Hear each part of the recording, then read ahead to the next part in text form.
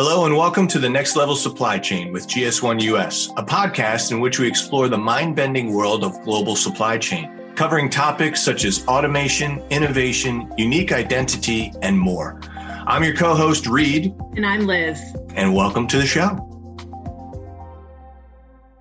I just had a great conversation with Laura Meyer from Envision Horizons.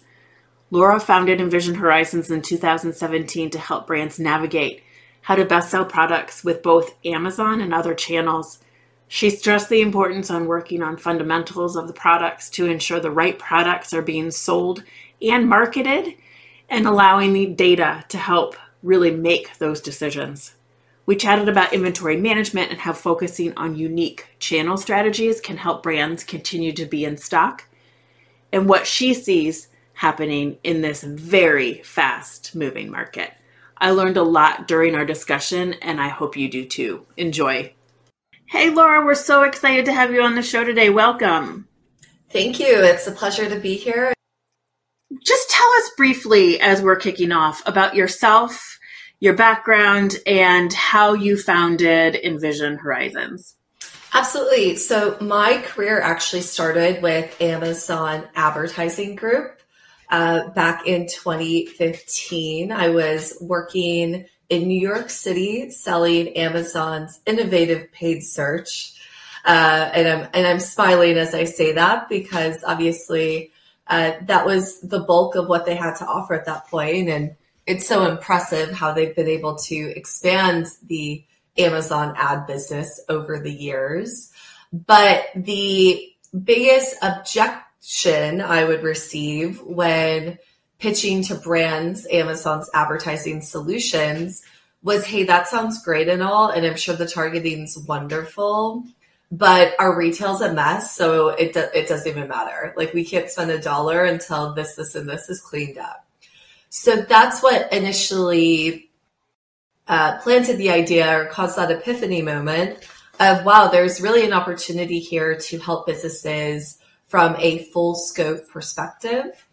So 2 years later in 2017, I founded Envision Horizons, not just to be an advertising agency that specializes in Amazon, but actually to be a full service agency that really had an emphasis on fundamentals, meaning inventory, product detail pages, SEO, compliance, all of those things have to be in place first before you really start to scale, because a mistake I see even still to this day is a lot of businesses really lean into they lead with the advertising piece.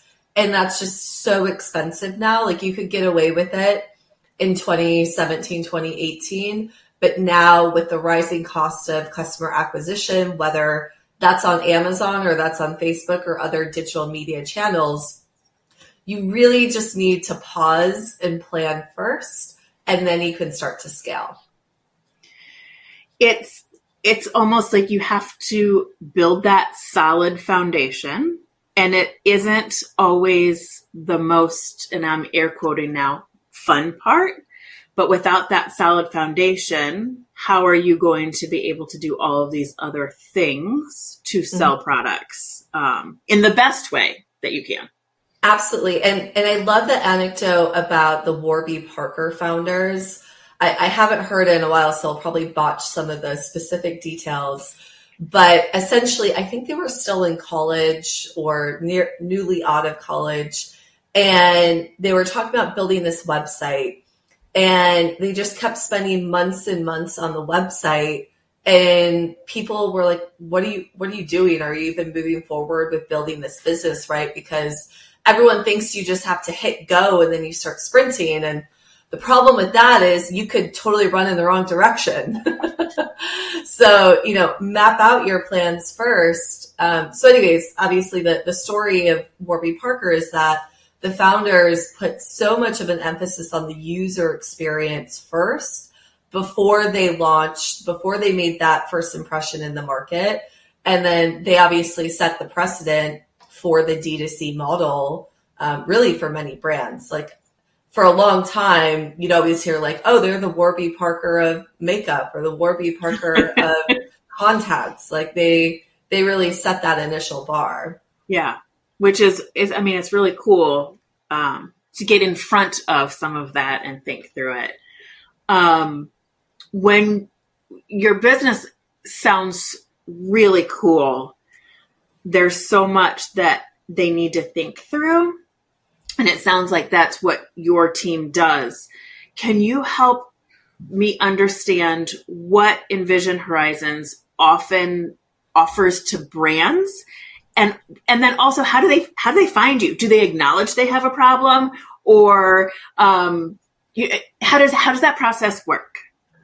Yeah, so we really have 3, maybe 4 main service offerings. Our core offering and what we're known for is our full service management, where we handle everything from the creative, the inventory planning, the famous Amazon troubleshooting and compliance, promotional planning, profitability tracking and reporting, and then, of course, advertising. You cannot forget about the advertising because it is so crucial for growth. And then we actually have our media only management offering that is really available to vendor central businesses. I should preface, our full service offering is really only for brands on Seller Central.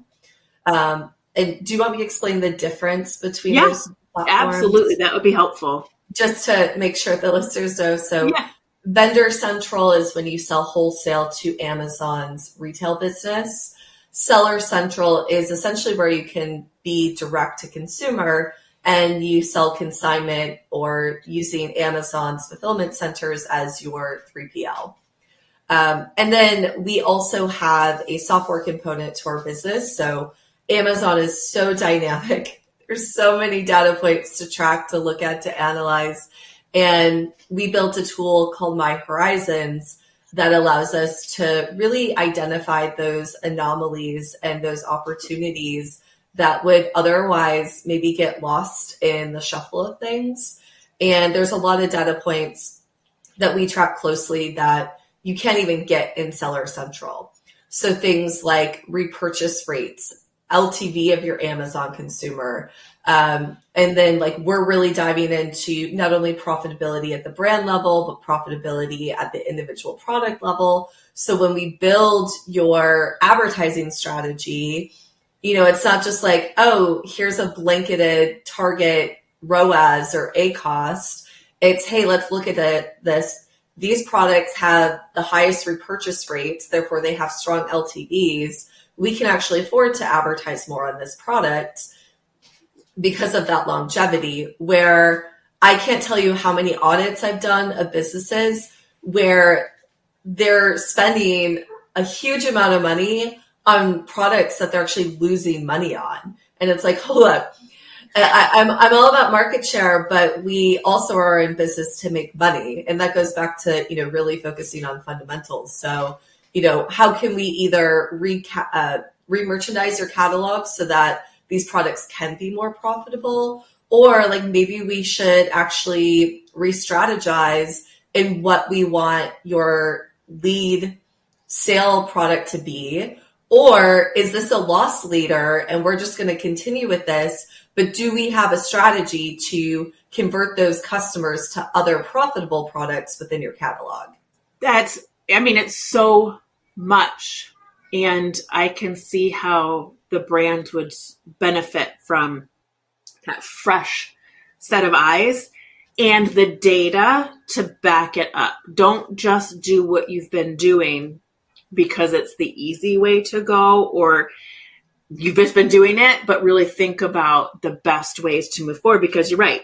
It's all about making money. Otherwise, they wouldn't be doing this. Yeah, you're out of business. Right. And that's terrible. And the thing is, you have to also just acknowledge how Amazon has strategically set up their user interface for brand selling on the platform.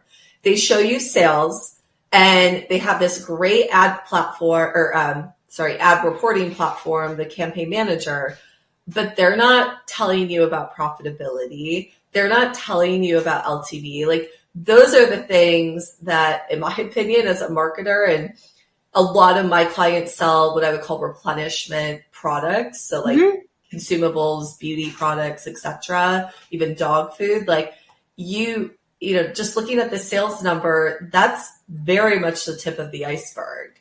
And you need to go deeper to really build a solid business. How do these brands find you? Do they know that there's an opportunity that they have? Is it word of mouth? I mean, Amazon, because 2017 isn't that long ago, but so quickly this market has evolved. Yeah, honestly, we've built our business organically at this point. It's very word of mouth. It's very referral strong. Like, you know, I am a firm believer that your best marketing is doing great work for your existing clients, right? Yeah.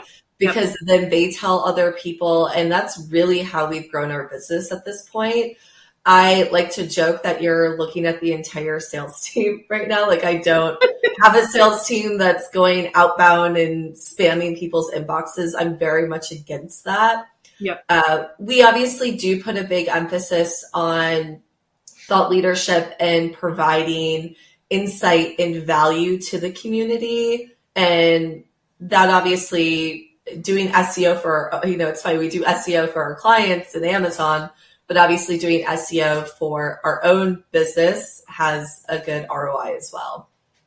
That's awesome. It's really cool. Because I think referral and word of mouth is so powerful. I love that you're a one-person sales team and it's you. I mean, great. I would like to change that because sometimes I need a little support. So we are recruiting. If anyone's interested, check out our careers page. Yes, we'll have your webpage on here so that they can go find you. From your opinion, what builds a successful brand? I mean, it sounds like there's a lot of different touch points. It's not just the thing. It's not just the product, but there's a lot of other ingredients, I guess. And what kind of resources are necessary for that brand to be successful? Yeah, I mean, I will say it does kind of start with the products. If you have a generic or commoditized product at this point, and this isn't just Amazon, this is Shopify, this is anywhere, like it's so crowded.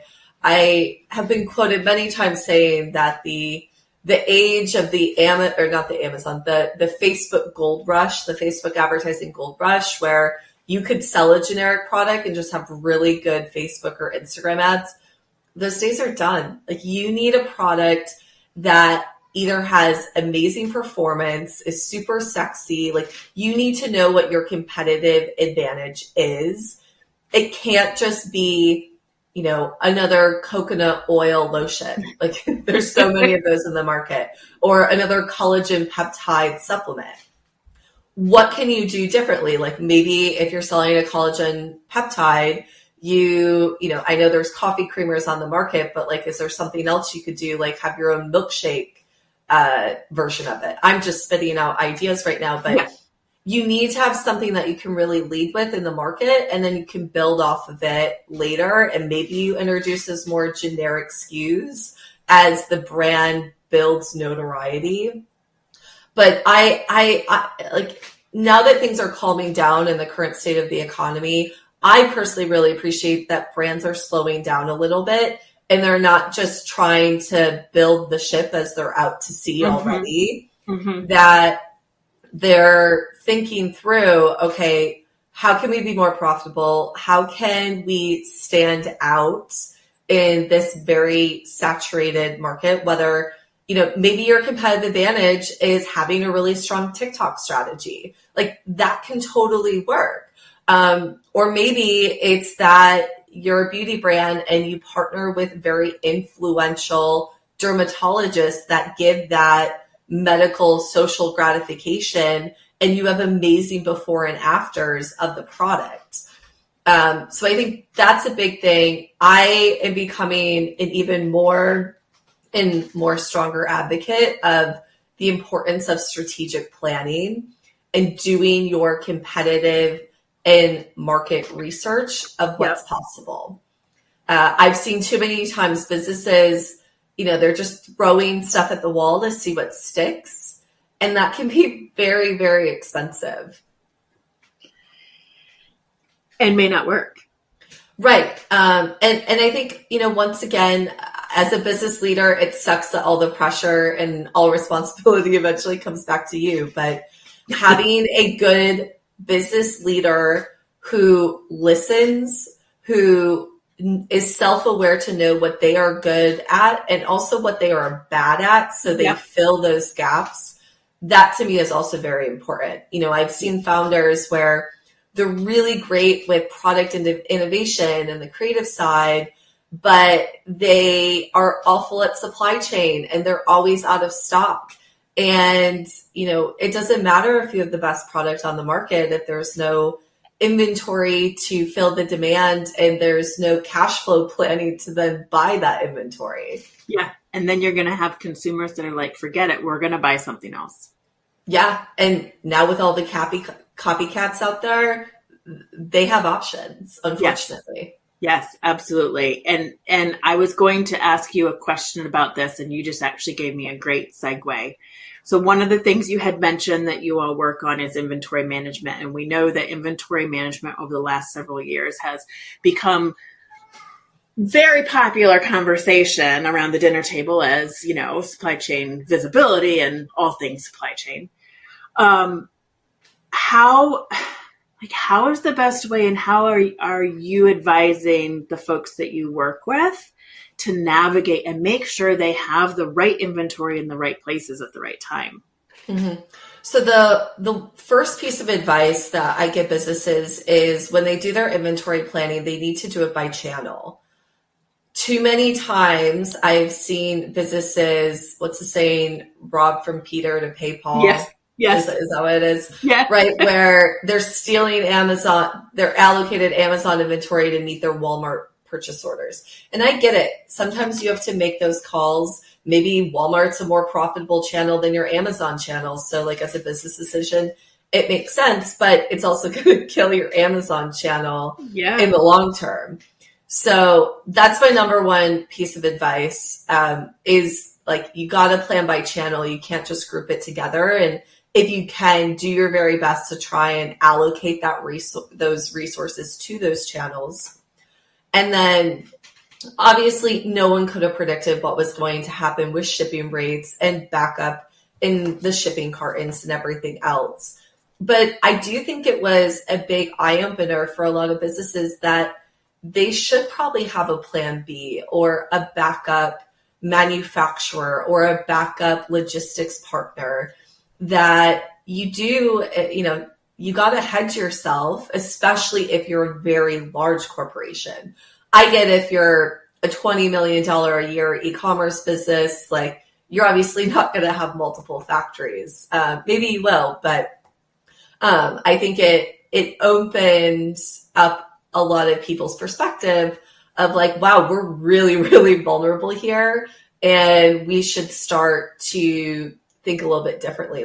Yeah, I mean, it's crazy the creativity needed when all of that was going on to enable the supply chain to continue. Whether it was just something as simple, I don't know, you probably wouldn't call this creative necessarily, but opening the ports different hours, and then it's like, great, you hear on the news that these ports are open but there's no trucks to put them on. It just continued. And so you have to think about what else and what are my plan B's and C's, and how can I piece that puzzle together? Did you ever, whether it's in the past 2 years or within your career, like, is there an inventory disaster that you can think of and share?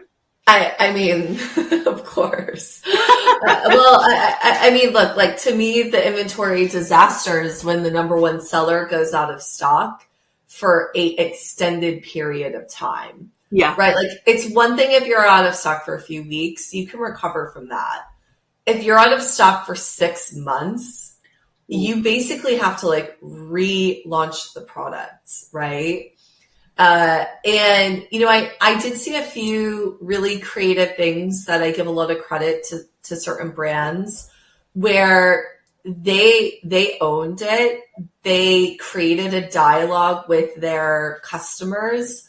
So for example, there was actually some like apple whiskey, I don't know, my husband wanted, that I bought at the liquor store, that it was actually, they had it in a wine bottle instead of a typical whiskey bottle. And they actually had this really cool note attached that said like, hey, like our bottle supplier is unable to fulfill our needs. So, please disregard or respect the fact that we have this in a wine bottle. It's still the same great product. Because actually, one thing I saw was a lot of the times it wasn't necessarily the product itself that they were struggling with. It was getting the packaging, because most packaging comes from China or somewhere in Asia.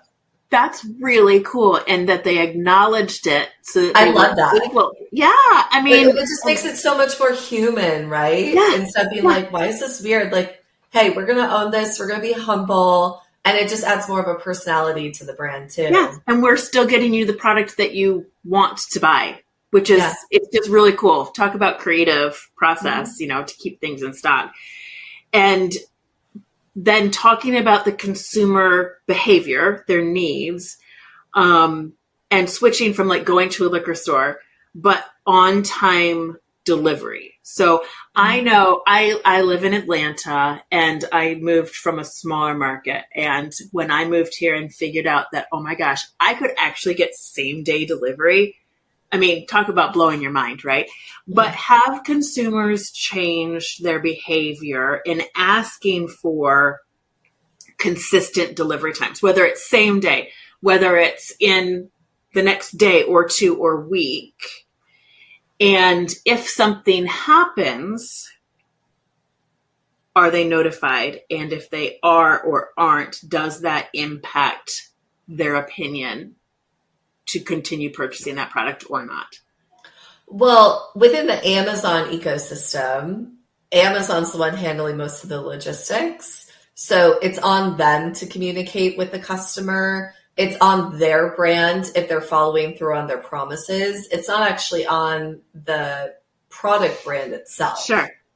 But, I do think that a lot of people had a little bit of a wake-up call or expectation reset during COVID, when Prime no longer was 2 days.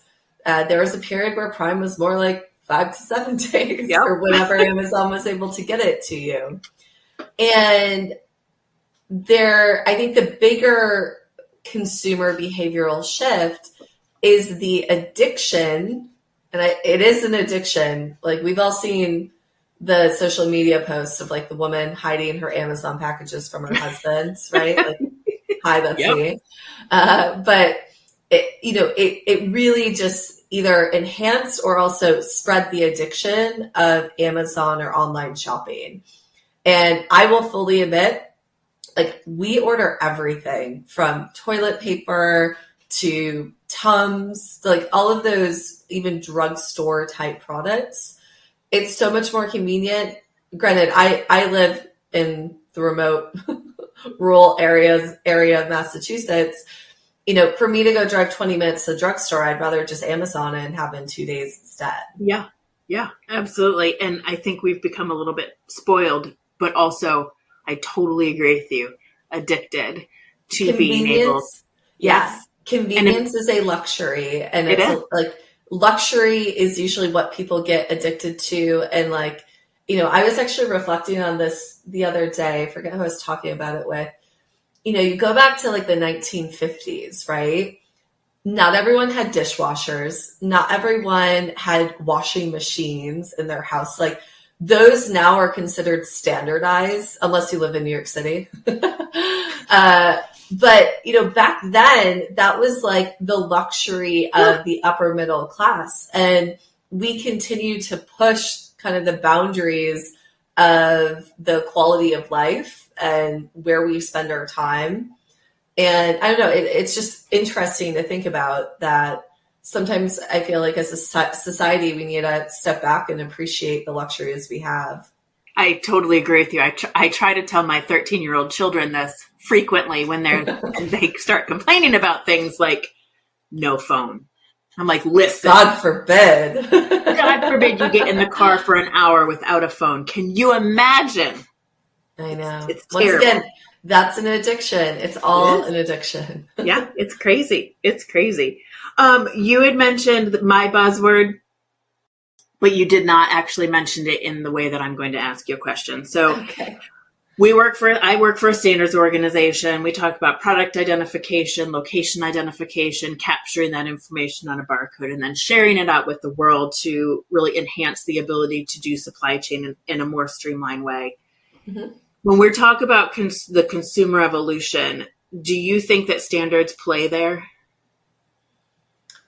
So I guess, what do you mean by that? Like in terms of like consumers, like, so doing things the same way, having the same kind of product identification so that you're getting the same thing from the same brands. Oh, well, so there's no question. Consistency is super important. Yeah. And in a e-commerce world where, let's be honest, it's still kind of the Wild West.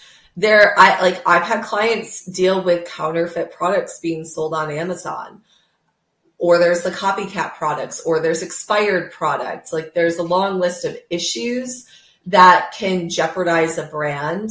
And so, yeah, it's so important to have proper UPCs on your SKUs and other identifications, so that you know that when, here you're spending all of these marketing dollars to acquire new customers, the very last thing you would want is for you to do this brand awareness marketing and they go and they buy a product that's not genuine or authentic, because that's done with, right? And the cost of acquiring a new customer is a lot more expensive than getting existing customers to return back.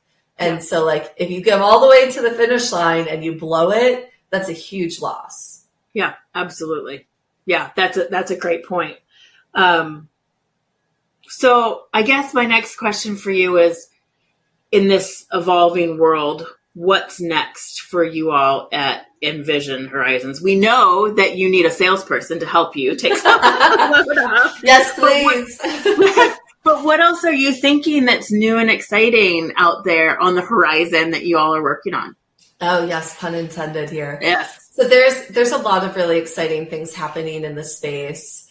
What I would say is the 3P model, or the seller central model, continues to sophisticate. Amazon continues to actually provide sellers with more data than ever before. And I love that, right? We love making driven decisions over here. But I think the other really exciting thing on the horizons is what's going to be happening with retail media. So as retailers compete with one another, want to have the best pricing, doing their own customer acquisition themselves, retail has always been a business model where it was high volume, low margin, right? Unless you're in luxury or some of the other industry anomalies. But now all of these businesses are looking at how Amazon has been able to subsidize their retail business with their advertising business. And of course, AWS is like the big subsidy over Amazon, but that's like a whole nother animal. So now, you're looking, Walmart's really been ramping for years. They've been ramping up their media business. Target is ramping up their media business, but even smaller retailers like Macy's, CVS, Sam's Club, Kroger, they are all going into having their own digital tech, whether it's that they're building it out themselves, or there's now like plug and play partners that these retailers can plug into, like Criteo, etc. But I think that's the really exciting part is, in general, we really work with a lot of multi-channel brands. Mm-hmm. So now, these retail media customer acquisition strategies that we've implemented for our clients on Amazon, we can very well start applying those to these other retail media channels. And right now, the scale is very small, in my opinion, on the other channels. But I think that that's going to continue to grow as a lot of these, even Ulta now has one, like it's going to become a huge opportunity for brands. And going back to focusing on fundamentals, I think businesses, where it's going to get a little crazy is it's going to be a little like shiny new object and chasing. So as a business, once again, you have to pause, stop, and think, like, where does it make the most sense for me to allocate not just my ad dollars, but my focus, my resources.